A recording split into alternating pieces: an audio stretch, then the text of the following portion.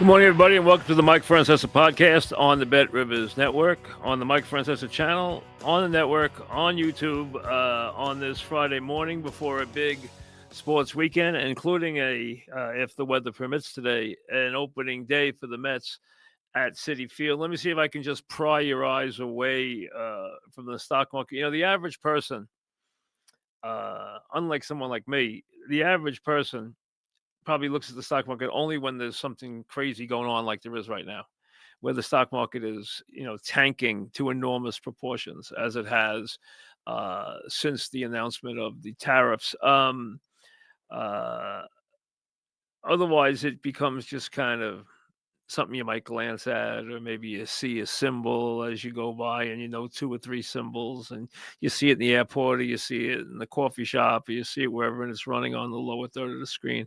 But right now it's a little different. Now everybody zeroes in to CNBC and Bloomberg and stuff like that, but mostly CNBC because I like the guys over there, and looks for just any information that will help them get through the day. Well, you know what? That's what sports does. Sports is the great diversion. It's what you do when you want to get away from that stuff and not worry about the fact that you lost X number of dollars in your 401k or your IRA yesterday. And it's, going to mush over the weekend. Hey, it happens. I don't want to make this a political show or a economic forum, but I am not a believer in tariffs at all. I don't see the sense in this, and this is kind of like a self-inflicted wound, so it's hard to take. I just hope it ends quickly. What I would do, what I'm hoping for, and we know that the president's not going to back down. You know what kind of guy he is. You know he's not going to back down. Okay, and he's never going to admit a mistake. So maybe he can parlay this TikTok talk, get a deal there, and somehow turn it into a victory, declare victory, and end this thing quickly. Because if he doesn't, it's going to get messy. It really is. I just don't see an end game. I do not at all. And if the end game is 10 years down the line to build factories when basically robots are going to be doing the job anyway, I don't think that's the end game. So, and you got to realize that a lot of people are in the same boats. There are 70 million baby boomers, basically between the ages of 60 and 78. All right, the baby boomers now are at least 60 years old. Baby boomers are 46 to 64. I'm right in the middle of that. So right now you're in anywhere from right past 60 to almost 80, 78, 79. That's where there are 70 million people, the richest group of people in the history of this country. A lot of it inherited wealth, a lot of it wealth that was made. Okay. So not everybody lives off of 401k. A lot of people live off Social Security checks, which have been in the news on a different vein. But there is about 40% that pay a lot of attention to whether it's a 401k, IRA, defined benefit plan that is a big part of their existence. And it matters what happens. They don't have, if you're 25 right now, well, you're my kid's age, hey, buy the good stocks when they're on sale. Like right now, I'd be buying with both hands. If I was 25 years old, I'd be buying with both hands. I'd be buying Amazon. I'd be buying Nvidia. I'd be buying great companies right now and just put them away. And you will do really well that way. Really well. It's the easiest way and the safest way and the surest way to accumulate wealth in this country. Just put it away. Don't touch it. And you have plenty of years. So you're going to go through good years and bad years. Okay, it's going to happen. You're going to go through times when it's down. You're going to go through times when it's up. Doesn't matter. By the time you hit that period of time, it's going to go up a lot. It's just, it has stood the test of time. But if you're in it and you need the money next year or next month, well, then they'll tell you shouldn't be in the stock market anyway. What a lot of us are, even though we shouldn't be, because it's where you can get a good return, and we have gotten good returns. But we've gotten chopped up pretty good, and right now you hate to see it get really attacked because it is money you're gonna at least care about in the next couple of years. And that's a good portion of America is in that boat, in that vein, and they don't wanna see crazy stuff going on. They like it when it's nice and quiet, and, they can just look and see if it went up a little, down a little, and move on to their day. Not where it's gone down 15% in 2 days as a company as good as Amazon, and there are a few better companies, has gone down 15% in 2 days. That's crazy. Apple, Nvidia, okay? Name just a few. Meta, we can keep going. Um, Even Lululemon, Ralph Lauren. I mean, all the way down the line. Um, so that's why people care. Now, for the Mets today, we'll start there. Weather permitting, it rained like crazy this morning. It's warm enough today. I just don't know if the rain's going to hold off. Let me look at what they are calling for here in this later cast here. Um, Whether we can get looks like should be able to play today. Looks like cloudy and 60s this afternoon. So okay, looks like they'll get the game in. Uh, Gosman against McGill as the Mets will open their season at home with great anticipation and great hope, and a guy in right field who's got a couple of bucks in his pocket and doesn't have to worry about the stock market. Um, and a first baseman who's looking for redemption and has obviously continues to deliver big hits and should get a very good ovation today. But I want to talk about one other guy, and he's a guy who is, without question, a big part of this team and has to be a big part of the plans, and that's their young third baseman. Vientos is off to a very slow start. He had a great year last year. He had a great postseason. He looked like a classic power hitter. He is off to a rough start, and he's made it rougher because he clearly has been impacted by his rough start. He's 2 for 24, one ribby. He's hit a couple balls on the ball, a couple atom balls, but not enough. Hasn't gotten the ball out of the park yet, which is his way of doing things. But he has had his head everywhere but where it should be in the field, and he has not hustled. And obviously, the Mets have already mentioned that to him. I mean, they clearly pointed it out. Lindor pointed it out. He right now has that look of the guy who's not only pressing, but is searching. I mean, so outwardly searching. He needs to relax. Listen, what he did last year was so special. What he did in the postseason was so significant. They are going to give him plenty of time. They're not going to give him 30 at bats and put him on the bench. They're not going to give him 50 at bats and put him in the minors. They're not going to do that unless he just makes things ridiculously bad on himself by not hustling, by taking his at bats out to the field and doing the things that young guys do when things aren't going well. See, there comes a point in your job, if you're good at it, and I'm going to say it's the same in the majors, although you have to add that in any walk of life where there is a performance level that is not only anticipated but expected, where you have to perform your job in the view of the public and it is rated, well, then you know that there is repercussions. You can't hide, in the corner. You can't hide under your desk. You can't make yourself scarce. You have to be front and center.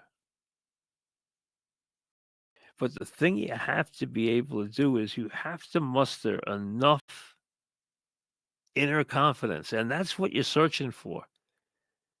Because if you can get that in there, then everything else will take care of itself. It's all a crisis of confidence because in his mind, he hasn't reached the stage where he knows he's good, where he knows he has a sense of accomplishment and a sense of stability that nobody's touching him.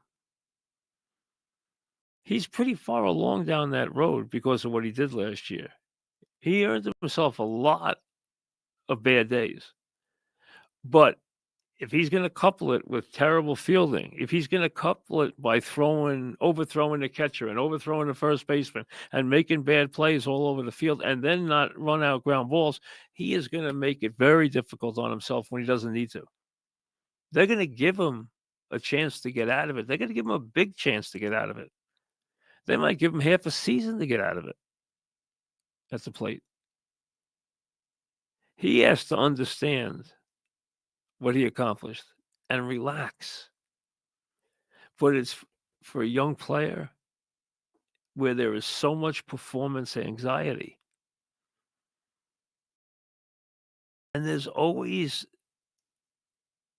part of being a performer on any level, whether you are a baseball player or another athlete or in the arts or, even radio, TV, whatever it may be, there's always going to be that feeling of excitement or that anticipation of getting ready to do a performance because it always is done publicly. There is an awareness to what you do. There is a scrutiny to what you do. So there is a level of excitement that surrounds those jobs that there's always there. But he just has to find that inner peace that will come from having enough confidence in himself that he can do the job. Right now, everything he's doing wrong is an offshoot of him being down on himself because he hasn't performed the way he knows he can perform. But once he knows he can perform, it'll be a lot easier. Yankees win last night, go on the road, hit a bunch more home runs. So, if you want to get into that debate, listen, Chisholm's going to hit home runs at Yankee Stadium. I don't think that's going to surprise anybody. You play Grisham, he's going to hit home runs at Yankee Stadium. Left-handed hitters who can hit 350-foot fly balls hit home runs at Yankee Stadium. That's why I always talk about left-handed hitters. You don't have to crush the ball to hit a home run at Yankee Stadium. And if you can take it the other way, as Volpe does, as an example, Judge's homers don't matter. They're going at anything. You can pick up a lot of easy home runs, especially in that ballpark to right center field and to right field. They're going to hit a bunch of home runs. We know that. They have gotten off to a quick start there. They'll be in Pittsburgh this evening to open up a road trip. The Mets will be at home, 3 o'clock. Weather permitting, but it looks like, according to the weatherman, it'll be cloudy, maybe a chance of a little rain. But hey, head on out there and enjoy opening day. Now, before I get to the Final Four, let me give you this message, and then we'll get and a couple of messages, then we'll get to the Final Four.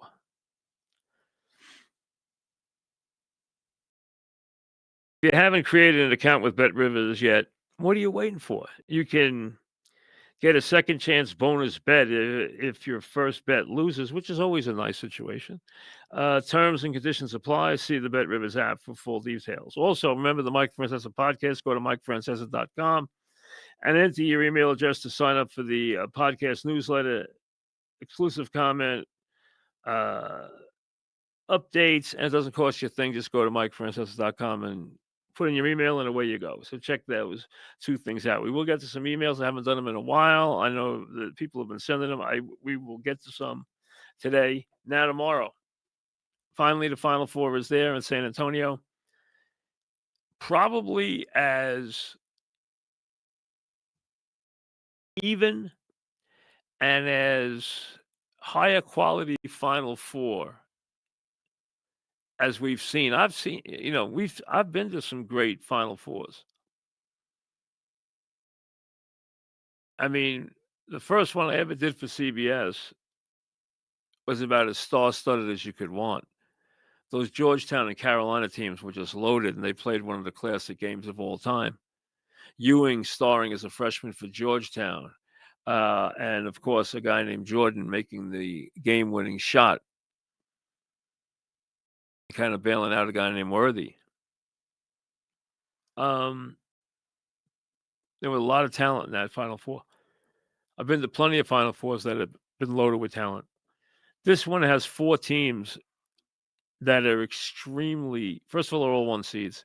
Secondly, they all won 30 games, and they've all been exceptional. And you could make the case that in a regular year, any one of these teams is a team that is of enough quality to be a champion. In a regular year, any one of these 4 teams could win a championship. That's how good the quality is. And any one of these 4 teams obviously can win here. Florida's a 2.5 point choice over Auburn in game 1. Duke is a 5 point right now choice. At the latest at Bet Rivers, 5 points over Houston. And Duke is incredibly highly rated because of their play on both ends of the floor.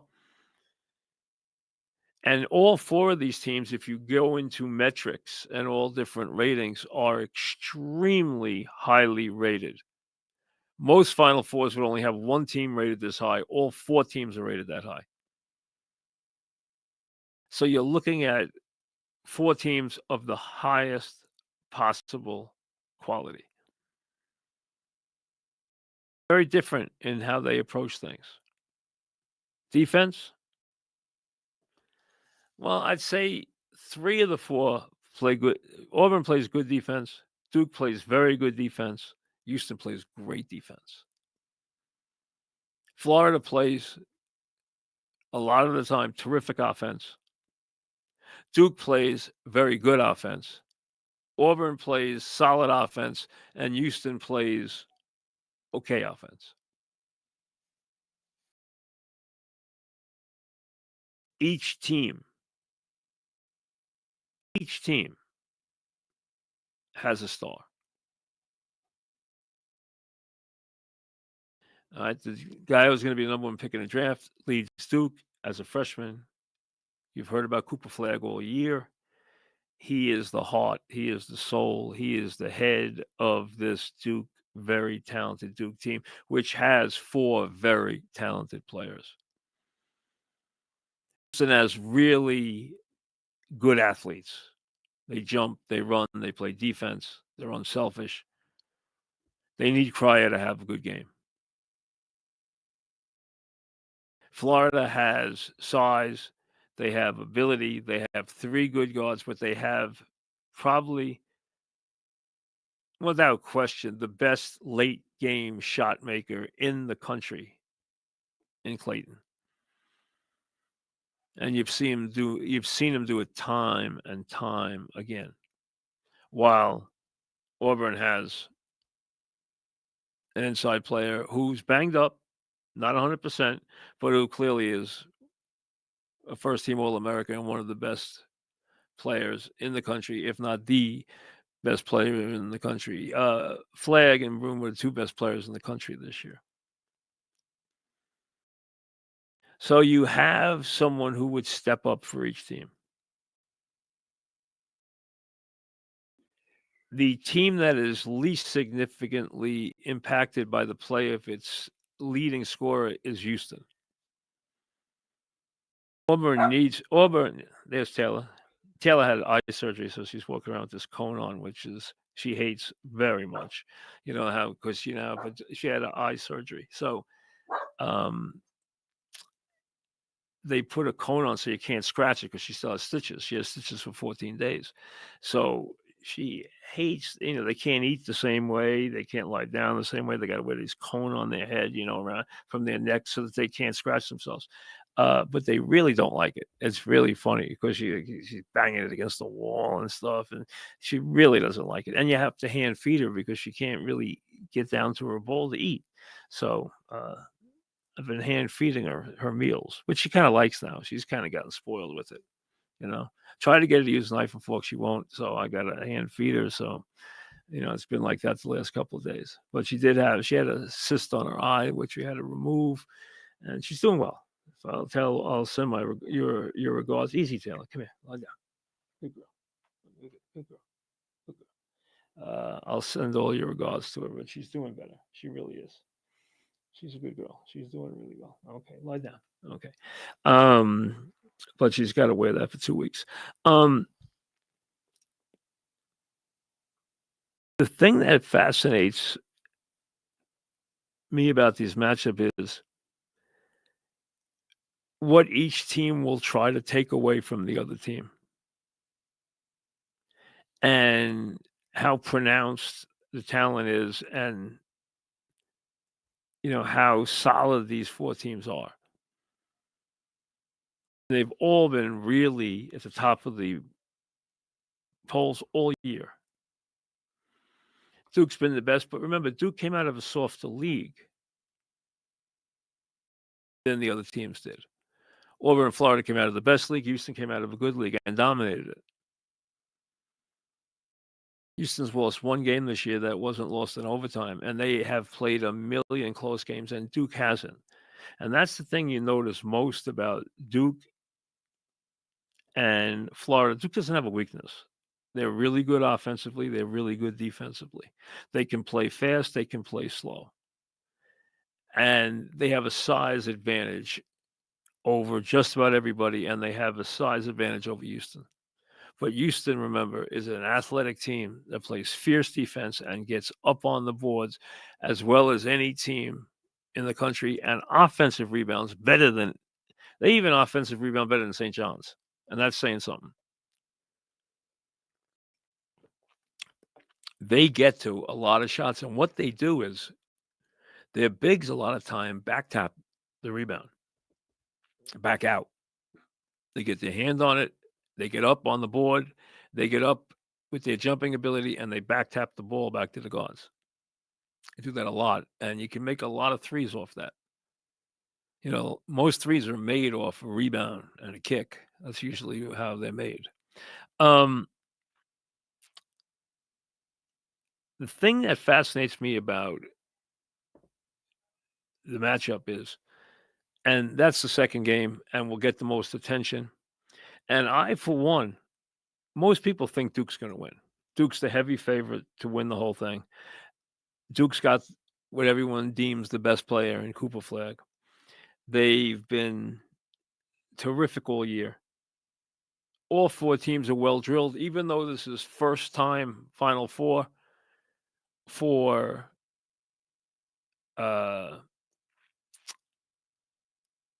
Cryer.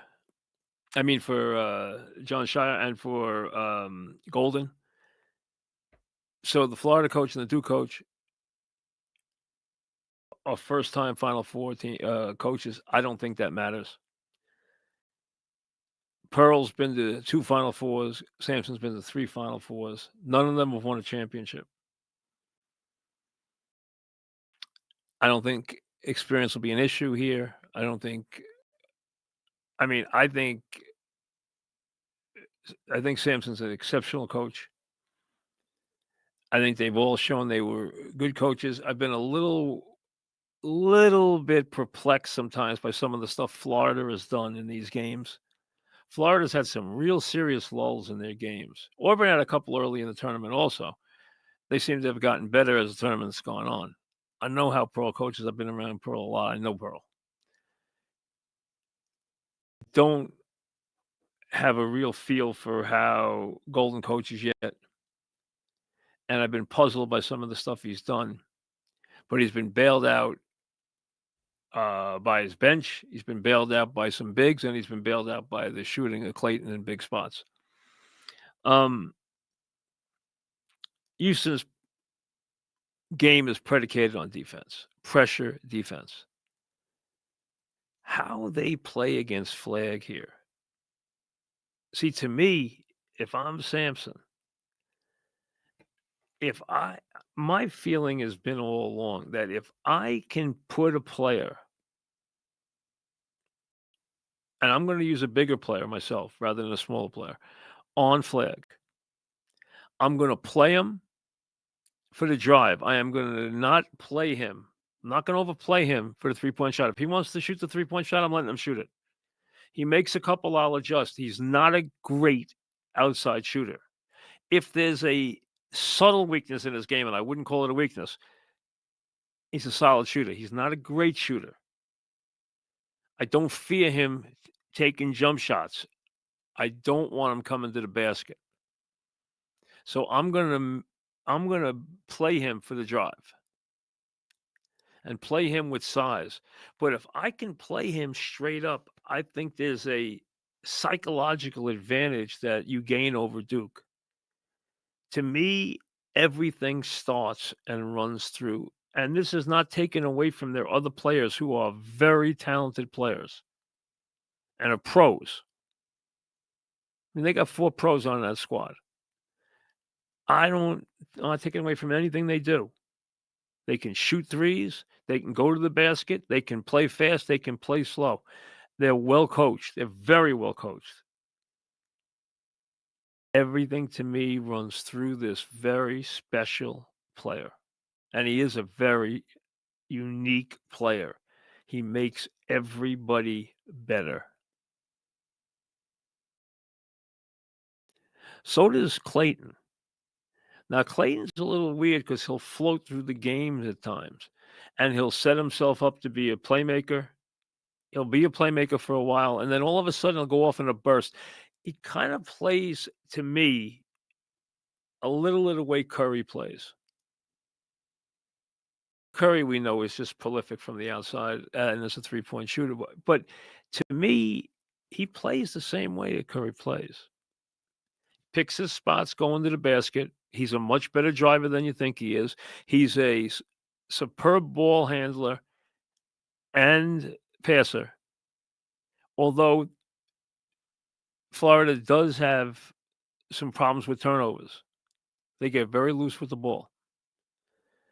But also, Clayton's a tricky defender. He'll play the passing lane. He's not a big physically imposing guard by any stretch. He'll play the passing game lane. He'll block a shot. He'll get his hand on a ball. He is a subtle player, and that's a compliment. They have terrific size. They have a bench. They have 2 other speedy guards who can break it down, who can go to the basket, who can shoot the three. This is a very talented offensive team. It can be a prolific offensive team at times. Auburn is much more streaky. And to me, the reason why, and I haven't liked Florida. I haven't liked Florida. But I'm going to pick Florida in a 1-possession game over Auburn because of Clayton. And because of the fact that I think they might have to rely on Pettiford, and he might not be ready for that. Auburn. And Clayton's ability late in these games, I think, could be the telling difference. Which is why in a really as much a toss-up game as you could possibly have, I think I'm going with Florida because of Clayton. No other reason. Because of what he can do late in the game. That's the only reason. That's the only separation I have. Their big should be able to keep room under some control. I mean, he's still going to get his 20 and 10. You know that, unless he's hurt. Like Florida in a very close game. And I think the difference down the stretch will be the way Clayton plays. And if you haven't watched them and you watch this game, you'll know what I'm talking about. The other game, game 2,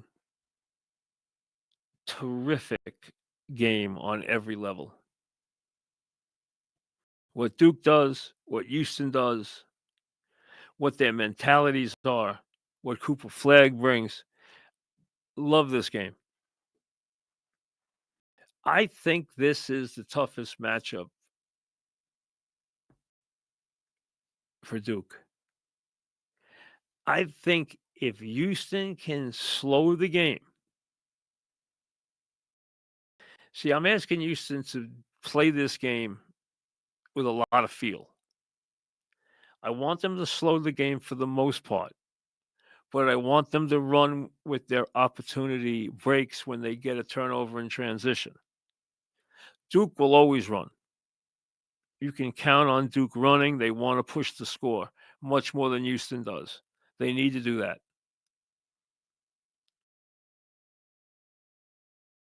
Can you cut off the head to the point where it impacts Duke? Or does Cooper Flag just raise his game to when does he have another level left in that? And he might, where he just takes over and you say, hey, he's that good. He's that special. And that's why they won the championship. I admit there is a chance that we haven't even seen the top of Cooper Flag yet. That's how talented he is. He is a special, special player. And will clearly be the number one pick and will be a star in the NBA. Because as much as anything, and he has everything you'd want in a basketball player. He has it here and he has it here. He's got it in his head and he's got it in his heart. He's going to be a great leader. And he's going to always will himself to be a great leader and be a great player. And I think he's always going to make teams better because he's going to demand a level of play from the teams he plays on. And that's unique. Some great players don't do that. He does. That's why I think if you're Houston and you can give him some trouble on that big stage, and Houston's got some edges. I think they got an edge playing in San Antonio in that big building. I think Duke's offense could get thrown off more than San Antonio's in that building. Number two, Houston likes close games. They've been very comfortable in close games. Now, some close games they shouldn't have had. Like both the Purdue game and the Gonzaga game, they had big leads and they let the other team back in the game by their sloppy play late. That's their fault.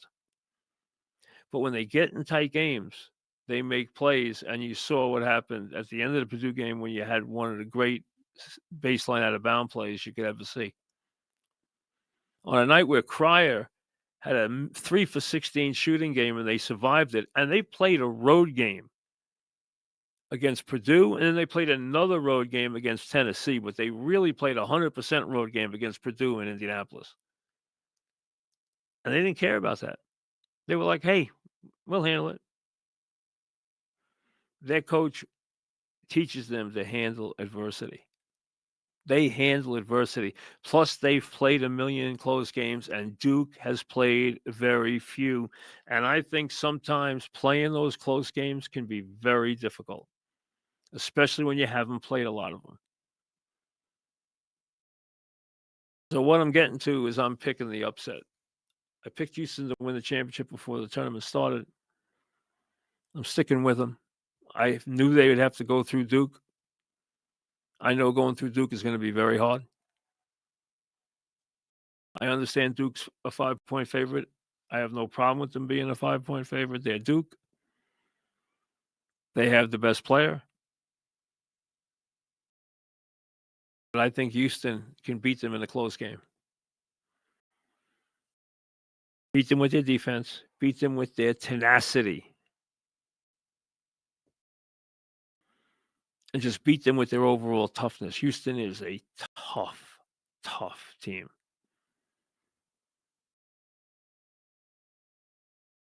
This game will take a lot out of whoever wins it.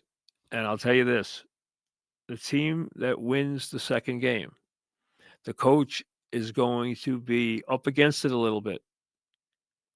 He is going to have to be very conscious of getting his team ready and getting them fresh enough to play Monday night, because that second game played later is going to take a lot out of that winning team.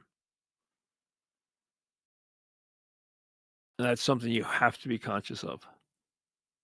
So I'm picking Florida only because of Clayton. That's the only reason.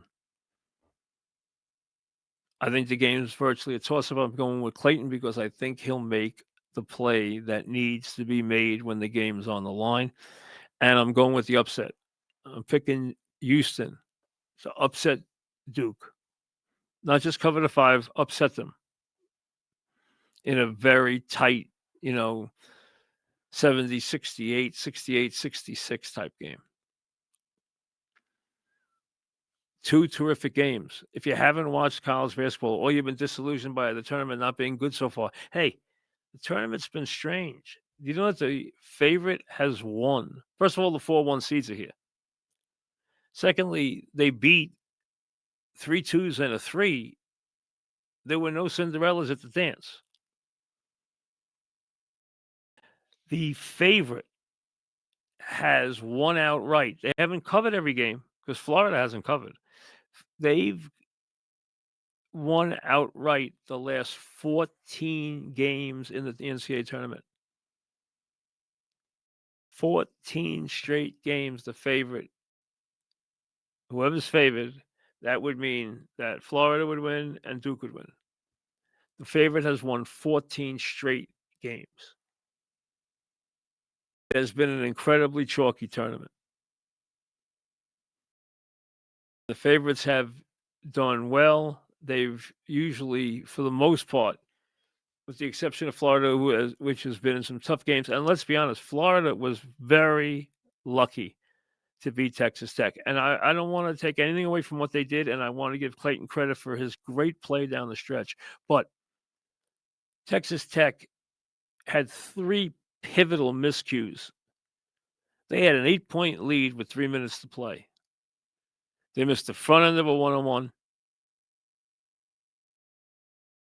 and they were awful on the foul line. Then they missed another front end of a one-on-one. That's 4 free throws. And then they fouled when they had a 10 call in their pocket. There is no way they wouldn't have got a 10 call. And with 1 second left before the 10 count, he fouls Clayton, who goes to the line and makes 2. Killer. Those 3, the front end of the one-on-one missed. Killer. Front end of the one-on-one missed again. Killer. Fouling when you had a 10 count right there with 1 more second. Too much to overcome. Tech deserved to win that game. They didn't. Give Florida credit. They pulled it out, but they needed Texas Tech to really botch some plays, and they did. And they missed their free throws. Otherwise, they'd be playing right now. Now, emails. Mike Francesa podcast at gmail.com. We haven't done a lot of emails. Let me get to some.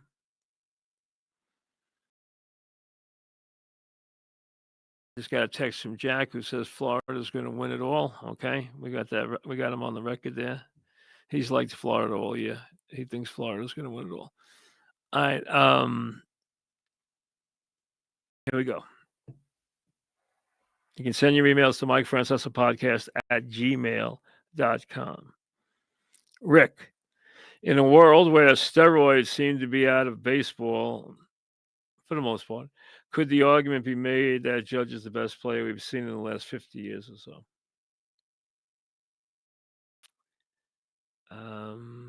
He's very impressive. We're taking out Bonds. Obviously, we're taking out the great play of certain players like A-Rod and Bonds and etc. Hey, he's close. There's no question.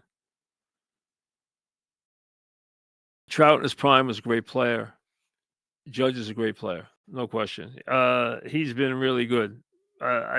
Now, again, it's hard to compare eras. It's hard to go back in baseball 50 years, but what he's doing is extraordinary. There's no question. Tommy, considering it's New York and it's MSG, how shocking is it that the Knicks and Rangers never win championships? It's hard to win championships. It just is. It's just very difficult to win championships. You go down the line and you look in these respective sports and see how many teams have never won a championship. Never. There are teams out there that have still never been to the Super Bowl. Remember, the Super Bowl has been around a long time now. The Super Bowl's been around since the late 60s. That is a long time for some franchise to never get one trip. So the Knicks have won a championship. They've been to a final. They've won a championship. I know it was now 30 years ago when they won that championship. It's amazing that it's 30 years ago. The Knicks should have won a championship that year. They didn't. They should have. It would have changed some things dramatically. For Ewing, maybe for Riley. And frankly, they should have won in 6 games.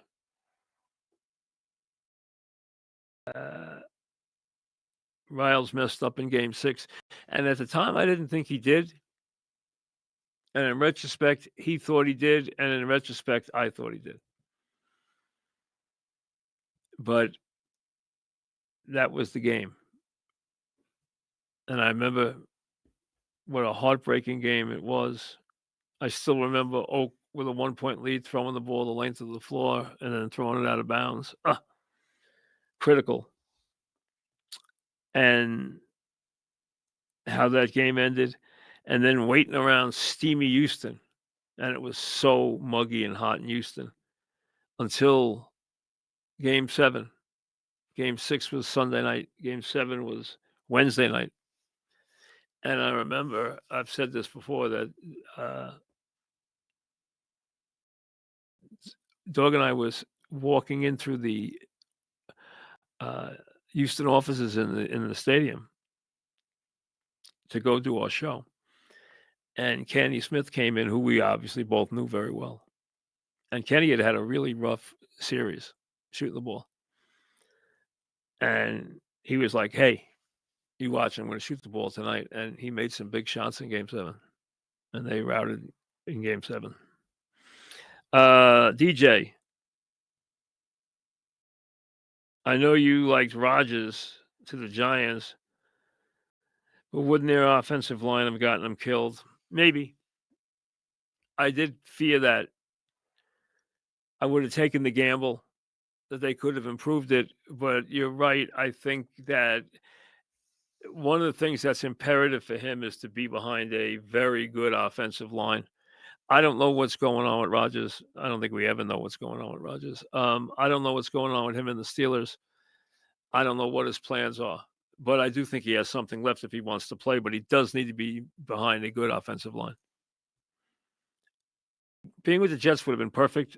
They decided to go in a different direction, which I understand. I do completely understand what they're trying to do.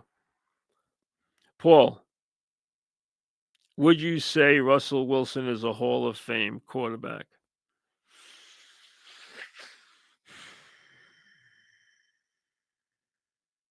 Borderline. Debatable. Open to debate. Right on the fringe. If I had a vote, my first reaction is no.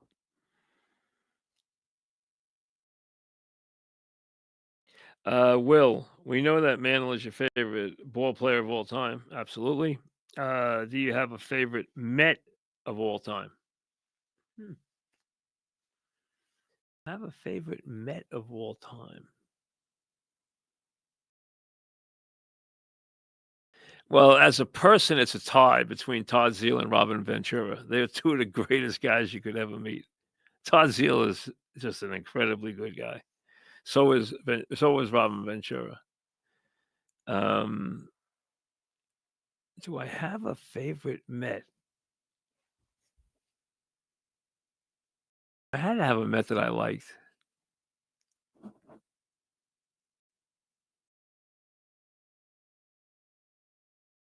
Young, I would say no, I didn't really have one. If I had it, I'd say no, I really didn't have one. But if I'm gonna pick one, it probably would be Tommy Agee. But I would say no, I didn't really have a favorite Met. I had some other favorite players in different sports. Um, my favorite football player of all time is Roger Staubach. I mean, I've made that pretty clear through the years. Um, my favorite basketball player, uh, we know that I had a couple. Walton was one. Calvin Murphy was one. I used to defend Pippen all the time with Dog. And baseball, my other favorite guys, well, Mantle, I liked Mercer, I liked Richie Allen, uh, Tony Oliva, Rico Cardi, but I liked Richie Allen. Lenny, what's your take on the Dodgers starting? Is it good for baseball? Hey, you know what? When you have a dominant team in any sport, it is never bad for the sport. I think it lifts all teams. I don't think it's ever to the point where it impacts play where you say, oh, it's unfair or anything like that. I think actually that level of excellence is good for the game and having a team to beat. I think that was the case when the Bulls were dominating. I think it was the case when you had, say, the Steelers dominating in football over that 6-year period, or going back to the Packers, or going back to the Yankees. I mean, the '98 team was a dominant team, and I think they were very good for baseball. So I don't think it hurts. No, Bucky, how do you feel about the stock market at the moment? Well, let me see. Since I've been doing this, let me see where the market, if it went anywhere. Mm, it didn't go anywhere. As a matter of fact, a couple of them look. Nvidia looks worse. Amazon looks a little better. Mm, worse. Worse. Not good. Not good. Not good. Ugh. Um, not good. And I don't see. Usually, I would be in there buying right now. I'm afraid to buy right now because I don't understand exactly what the game plan is, and I don't see how this comes to an end unless somebody ends it. Like, we know the Senate voted, and 4 Republicans crossed over to take away the emergency tariff power. If the House voted a majority, which they're procedurally blocking the vote, if they get the vote and they get a couple of Republicans to cross over, then it would be over anyway, based on their ability to take away, because this is all based on an emergency. The idea that this is an emergency situation, which allows the president to implement this. Without an emergency, he doesn't have the power to implement this without Congress. So Congress could repeal that with just a simple majority, but he has his guy, the speaker, blocking it procedurally. If that continues, I just don't know how he gets out of this. The end game, if it's, hey, we want you to bring manufacturing back to America, he won't even be president when that happens. You're talking about a year to plan a factory and then 3 to 4 years to build it. You're talking 5 years before implementation. And what? They're not going to use robotics by then? I mean, a lot of these jobs are gone anyway. And here's the crazy part. And I don't want to get delved too deep into this, but we are a we are a country of 5% of the world's population who consume 29% of the world's goods. As long as that is the case, and we are spoiled and pampered and rich and everything else, we are always going to have a deficit. We're always going to run a deficit because we use so much of the world's resources and so much of the world's upper level products because of our level of living. We live so much better than the average people in the world. In this country, the average person lives like royalty around the world. I mean, if you take for granted how great we have it in this country. What a gift it is to be fortunate enough to be born into this country and to have a chance to have the opportunities presented to you that this country presents to you,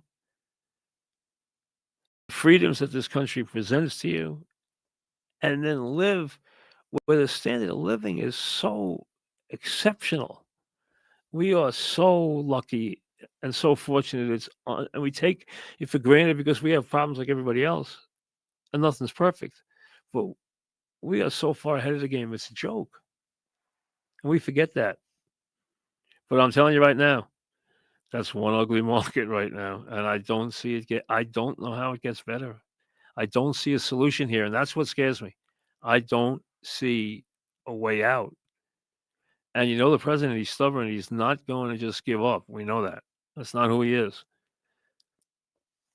Sometimes you wish he would, but I think he's boxed himself into a corner here this time. I think he really has. Don't like the tariffs, and I don't think they make a lot of sense. Enjoy the opener. Enjoy the Final Four. We'll be with you Saturday night after the Final Four to discuss that and look at the look at the Monday night game. And obviously, we'll update everything else that's going on. Plus, remember, next week, the Masters. We'll see you later.